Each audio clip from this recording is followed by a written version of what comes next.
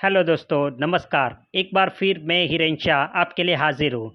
लेकिन आज मैं आपको कुछ इन्फॉर्मेशन देने वाला हूँ जो कि आपको लैपटॉप खरीदने के लिए हेल्पफुल रहेगा। दोस्तों, अगर आपने अपना लैपटॉप खरीदने का मन बनाया हो या डेस्कटॉप खरीदना हो, और अगर आपको खरीदना ना भी हो लेकिन फ्यूचर में अभी कभी आप प्लान कर रहे हो, तो मेरा ये वीडियो आप ज़रूर देखें, सुने। और आपको ये इतना इन्फॉर्मेशंस देगा कि आपको बेसिक नॉलेज इसके बारे में पता चल जाएगा। और आपको कभी भी फ्यूचर में कुछ भी लैपटॉप डेस्कटॉप की रिक्वायरमेंट रहेगी या कभी आपके फ्रेंड्स की भी रिक्वायरमेंट रहेगी, तो आप उसको ये इंफॉर्मेशन शेयर कर पाएंगे। तो दोस्तों, लैपटॉप खरीदना कभी भी आसान नहीं रहा है। मार्केट में इतने सारे लैपटॉप अवेलेबल है कि आप लैपटॉप लेते समय हमेशा कंफ्यूज होते हैं कि यह ले कि वे ले। वैसे भी लैपटॉप के कॉन्फ़िगरेशन में इतनी वैरायटी अवेलेबल है कि आप अक्सर अपनी रिक्वायरमेंट के विरोधी प्रोडक्ट ले लेते हैं और फिर बाद में पछताते हैं। तो मैं आपको लैपटॉप के बारे में कुछ बेसिक डिटेल्स और थोड़ा कॉन्फ़िगरेशंस के बारे में बताऊंगा, जिससे आपको लैपटॉप खरीदने में थोड़ी आसानी होगी। दोस्तों, आपको लैपटॉप खरीदते समय इन 5 बातों को अवश्य ध्यान रखना चाहिए, जिसमें सबसे पहले आता है परफॉर्मेंस। परफॉर्मेंस जानने से पहले आपको सबसे पहले ये जानना ज़रूरी है कि आपका लैपटॉप का क्या यूज़ है और आप इस लैपटॉप से क्या-क्या करने वाले हो। जनरली लैपटॉप या डेस्कटॉप यूसेज के हिसाब से आपको लेना चाहिए, और ये यूसेज 3 कैटेगरी में डिवाइड होता है।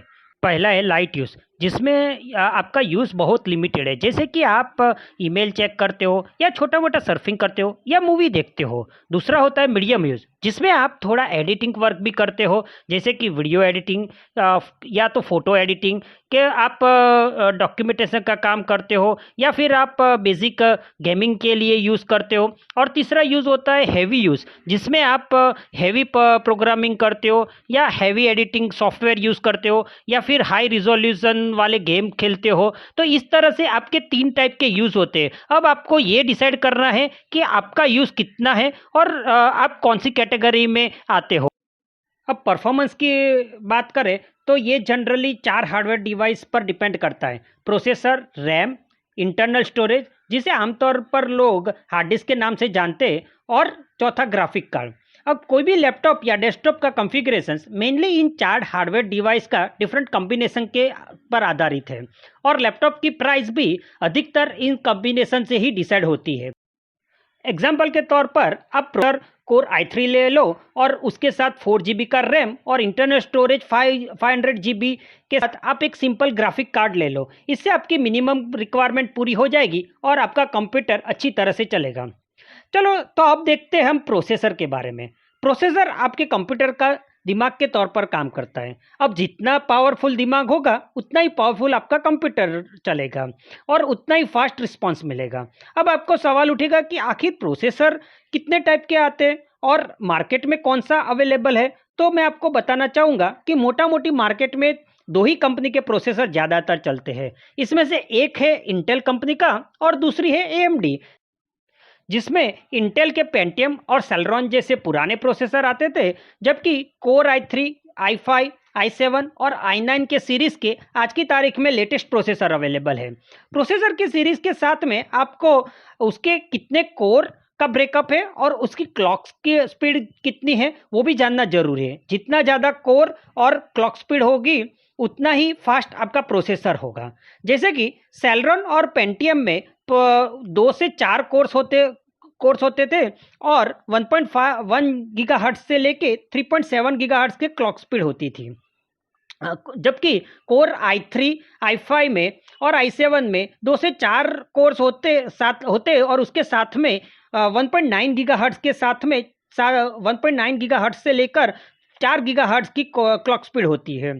जबकि i7 में 6 कोर्स भी मिलता है और i9 में 8 कोर्स के साथ में 2.4 गीगाहर्ट्ज से लेके 5 गीगाहर्ट्ज की क्लॉक स्पीड के साथ मिलते हैं। ये हो गया इंटेल के प्रोसेसर्स। अब हम बात करेंगे एएमडी प्रोसेसर की। तो एएमडी के ए सीरीज, एफएक्स सीरीज और राइजन सीरीज के प्रोसेसर आते हैं। एएमडी का A4 और A6 4 कोर के साथ में 2 गीगाहर्ट्ज का क्लॉक स्पीड के साथ मिलता है, जबकि A9, A10 और A12 के 3 गीगाहर्ट्ज की क्लॉक स्पीड के साथ।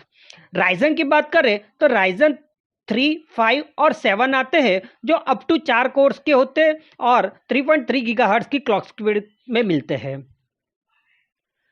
मैं आपको एक और चीज़ बताना चाहूँगा कि AMD प्रोसेसर पेंटियम प्रोसेसर से रेट में कम होते हैं, इसलिए आपका ओवरऑल लैपटॉप का या डेस्कटॉप की प्राइस AMD प्रोसेसर के लिए कम होगी।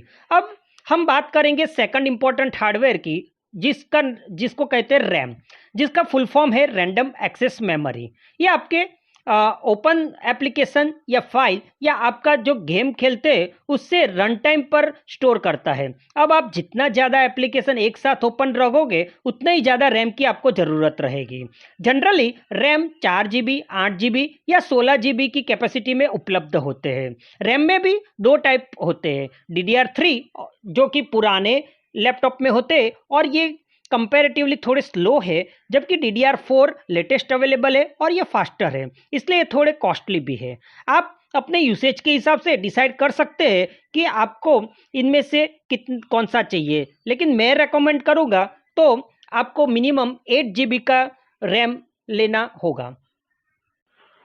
अब हम बात करेंगे इंटरनल स्टोरेज, यानी कि जो पहले हार्ड ड्राइव के नाम से जाना जाता था। ये वही स्टोरेज है जिसमें आप अपना पूरा ऑपरेटिंग सिस्टम जैसे कि विंडोज 7, विंडोज 10 या और जो भी ऑपरेटिंग सिस्टम आप यूज़ करते होंगे वो उसमें स्टोर होगा। उसके साथ आपके सारे एप्लीकेशंस, डॉक्यूमेंट्स, फ़ोटो या वीडियो भी उसमें स्टोर होते हैं। अगर आपके स्टोरेज की इनफ कैपेसिटी नहीं होगी तो आपके लैपटॉप के ओवरऑल परफॉर्मेंस में भी इम्पैक्ट होगा। स्टोरेज के लिए पहले सिर्फ हार्ड ड्राइव आता था, लेकिन अब इसके साथ सॉलिड स्टेट ड्राइव यानी कि SSD भी आता है। SSD हार्ड ड्राइव से थोड़ा कॉस्टली है, तो आप अपने बजट के हिसाब से हार्ड ड्राइव या SSD चूज कर सकते हैं। हार्ड ड्राइव एक मैकेनिकल ड्राइव है और आपको इसमें कम पैसों में 500 GB या 1 TB तक का स्टोरेज इजीली मिल जाता है, जबकि SSD काफ़ी फास्ट है और ये विंडो OS को 5 सेकंड से भी कम टाइम में स्टार्ट कर सकता है। लेकिन बताते हैं ना, स्पीड कम्स विथ प्राइस, और आपको इसके लिए ज़्यादा पैसा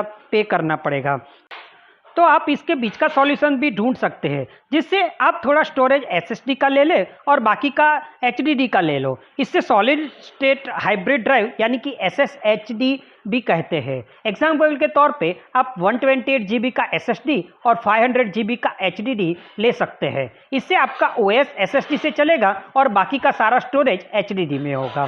तो ये हो गया अपना हार्ड ड्राइव के बारे में इंफॉर्मेशन। अब हम बात करेंगे ग्राफिक कार्ड की, जो भी आपके लैपटॉप के ओवरऑल परफॉर्मेंस में भी काफ़ी इंपॉर्टेंट डिवाइस है। ग्राफिक कार्ड या तो इंटरनल हो सकता है या आपके लैपटॉप में डेडिकेटेड कार्ड भी हो सकता है। आपके डे टू डे यानी कि लाइट या मीडियम यूज़ के लिए इंटीग्रेटेड ग्राफिक कार्ड इनफ है, लेकिन आपका हैवी यूज़ जैसे कि हैवी गेमिंग या ऑटोकैड जैसे सॉफ्टवेयर यूज़ करते हो तो आपके डेडिकेटेड ग्राफिक कार्ड की ज़रूरत होगी। Dedicated graphic card generally Nvidia और AMD जैसे 2 कंपनी के आते हैं। इसमें भी बहुत सारी सीरीज़ जैसे कि एनवीडिया की GTX और RTX की सीरीज़, जबकि AMD से RX की सीरीज़ आती है। अब आपको अपने यूसेज के हिसाब से इसमें से चूज़ करना है। इसमें भी रैम की तरह जितना ज़्यादा GBs है उतना ही स्मूथ आपकी गेम रन होगी। तो दोस्तों, आपने मेरे इस वीडियो में मैंने लैपटॉप के परफॉर्मेंस के बारे में सारी जानकारी दी और बाकी की जानकारी मैं अपने अगले वीडियो में शेयर करूंगा। आशा करता हूँ मेरा ये वीडियो आपको ज़रूर पसंद आया होगा। तो मेरे इस वीडियो का आप ज़रूर लाइक कीजिए और मेरी चैनल पहले रिव्यू तो देखो को ज़रूर सब्सक्राइब कीजिए और आप अपना व्यू कमेंट सेक्शन में ज़रूर भेजिए। धन्यवाद।